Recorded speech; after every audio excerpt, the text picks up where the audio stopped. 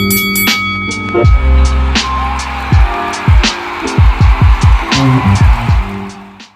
going on, guys? It's Boxing Lowdown and I'm back here with another video. So I just want to give my post-fight thoughts to last night's bout between Triple G and Deryvyanchenko. Sorry if I've mispronounced that name. I'm really struggling to pronounce that name actually. But listen, more importantly, onto the fight itself. What a fight it was, man. 12 rounds of action, Triple G winning a unanimous decision. Very, very tough fight for Triple G, who, in my opinion, looked every bit of his 37 years of age. He's starting to show signs of wear and tear now for me. But let's get into the fight. Look, Triple G started off brilliantly. You know, in the first round, he scored a knockdown, albeit the punch to me looked like it was on the back of the head. However, it was ruled as a knockdown and he was winning that round up until that point. Deryvyanchenko took a long time to get started.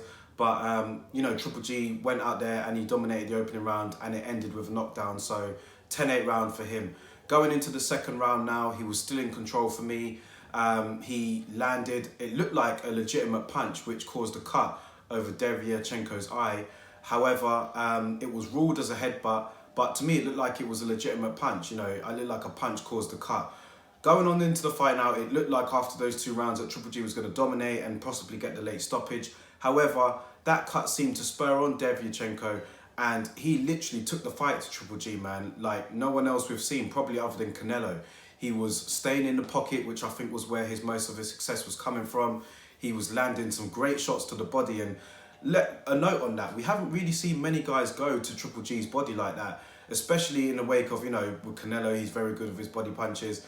And Jacobs, he hits well to the body as well. But Deryvyanchenko really went towards Triple G's body and it showed, you know, because at times Triple G was definitely hurt. I think it was the 4th or 5th round where Deryvyanchenko landed a good body shot. Triple G had to take a few steps back and, you know, he was on the back foot at times. And it's something that we're not used to seeing when Gennady Golovkin is in the ring. So Deryvyanchenko really responded well to that cut. It was a nasty cut, a splitting cut over his eye.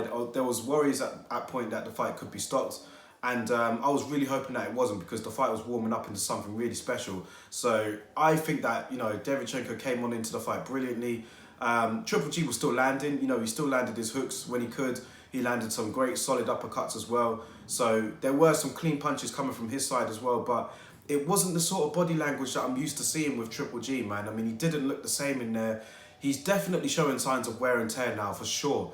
And as the fight went on, I thought, you know, the longer this goes, Deryvyanchenko could get his way back into the fight. He definitely closed the gap on the scorecards after those first couple of rounds.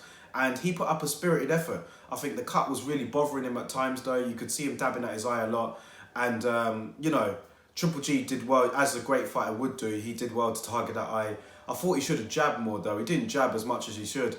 And his cornerman, Jonathan Banks, his trainer, told him, you know, jab a bit more and, you know, really work that eye. But to be fair to Deryvyanchenko, he held in there. You know, the fight was in the verge of being stopped at times. You know, the doctor had a look at the eye a couple of times, but ruled that he was okay to continue. And I think a big reason of that as well was due to Deryvyanchenko's spirited effort. You know, he was really coming on at Triple G in there.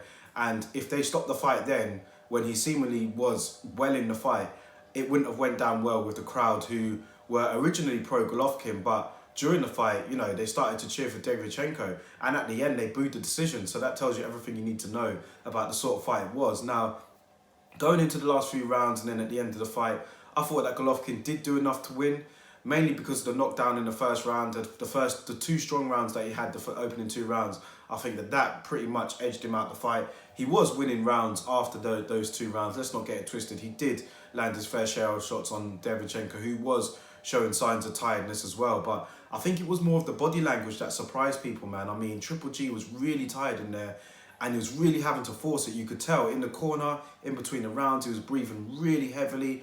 And, you know, I haven't really seen Triple G be dragged into a fight like that for a while. I don't even think, I mean, Jacobs dragged Triple G into a fight like that, but I mean, Triple G was really feeling the pace of this one here against Deryvyanchenko, man. And, you know, a lot of people at the end of it were calling for a rematch. I don't know if Triple G is going to want that. Obviously, he's going to want to go for Canelo. That's the main target for him. And if I'm Canelo, really, I'll take that fight right now. I'll take it at a heartbeat because there's no doubt about it that Triple G is starting to show signs of wear and tear now. And he really had to pull through that fight. I think he did enough to win. I think that he did do enough to win to edge it on the scorecards, but it was very close. The crowd in New York, who tend to boo a lot of things, didn't really like the decision. They were really cheering for Deryvyanchenko towards the end.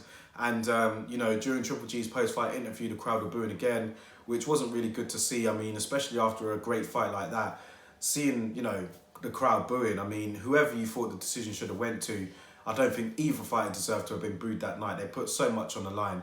So full credit goes out to both men. I thought Triple G just did enough to edge it. But worryingly, I think the bigger picture for him is that I don't think he's got that much long left. When you're 37 years of age and you have a boxing style like he does, you're not a slick style, you take a lot of hits, you're going to be slowed down. And signs of this were coming really, especially in the last fight. He was getting hit quite a bit. I don't know, going up against these guys at middleweight now is a stacked division. There are a lot of talented guys there. You've got Billy Joe Saunders, you've got Demetrius Andrade, you've got Deryvyanchenko in there for a rematch if possible. Canelo, after he fights Kovalev, will go back down to middleweight. So, you know, there's loads of guys there that you can fight, but I don't know, how much longer does Triple G have left, man? I want to hear you guys' thoughts and opinions on it.